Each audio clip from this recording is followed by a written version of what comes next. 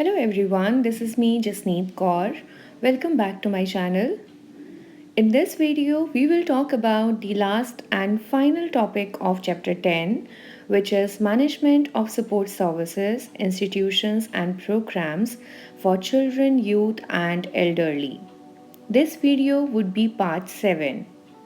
But before that, if you are new to my channel, then don't forget to like my videos and hit the subscribe button.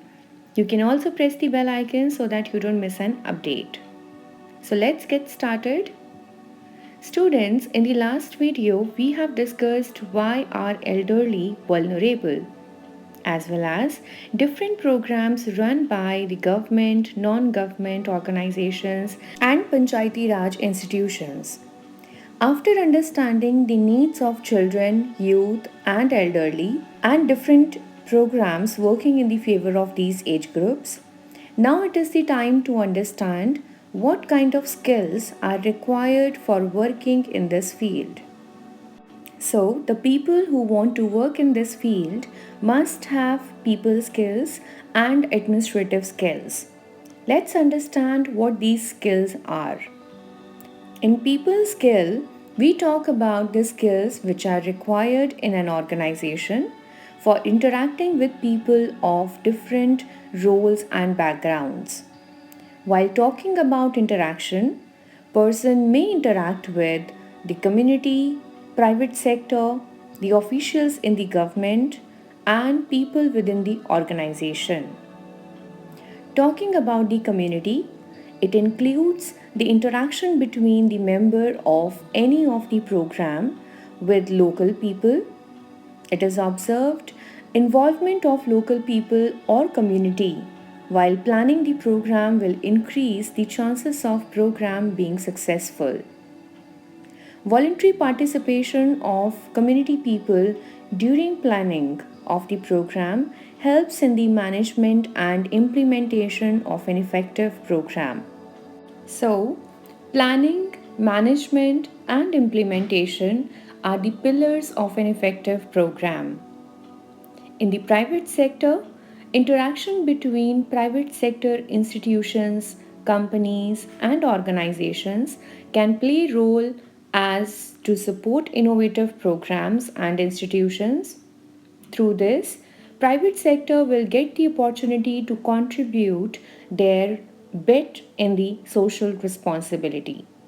Person may require people skill to interact with the officials in the government department for various purposes like for funding and for fulfilling other legal requirements.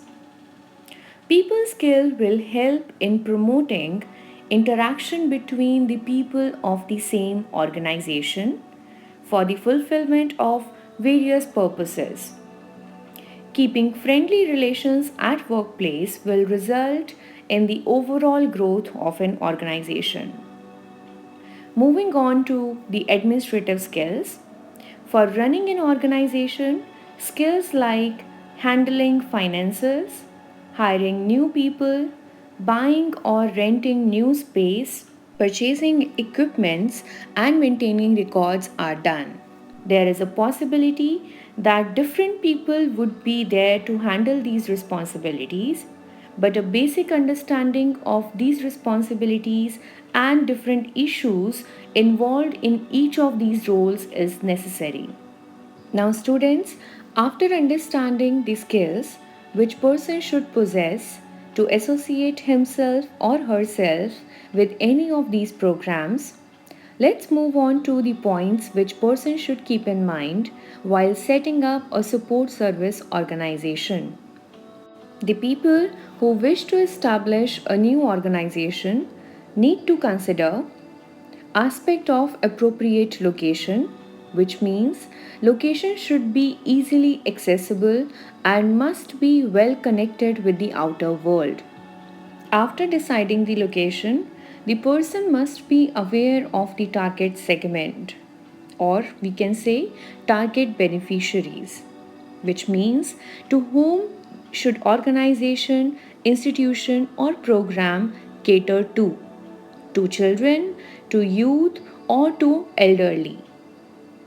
After location and deciding the target beneficiary, one must decide the kind of services he or she would like to include in a support service organization. Like, the place would be used as an orphanage, rehabilitation center, or as an old age home. After deciding services, one needs to pay attention to the finances which will be utilized to run the organization. After accomplishing all of these four steps, one must start looking out new people who can take the responsibility. The person will be responsible for handling formalities of registration in the organization, implementing the program, and improving the activities related to evaluation and feedback. Last but not the least, the person needs to have vision about what he or she wants to achieve and how the organization will contribute in meeting the needs of the target group. Now, let's take a look on the professional qualification required to work with these programs. One needs to pursue undergraduate degree.